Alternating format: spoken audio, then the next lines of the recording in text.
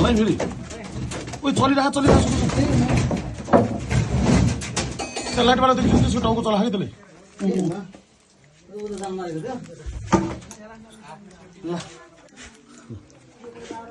के गर म हेर्नु बसौँ कि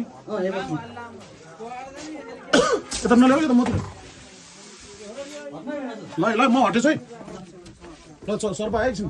हल्न नहुने तिम्रो चिक्यो त्यहाँ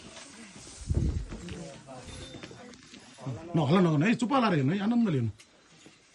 फिल्म हेरे जस्तै सुधार्छु उता ल्याइदिनु होइन तपाईँ अझ जान्छ म लुगा जान्छु कि ल यो भनेको चाहिँ किङ कोब्रा हो यसलाई चाहिँ चिन्ने कसरी भन्दाखेरि चाहिँ यसको धर्का देख्नुभएको छ शरीरमा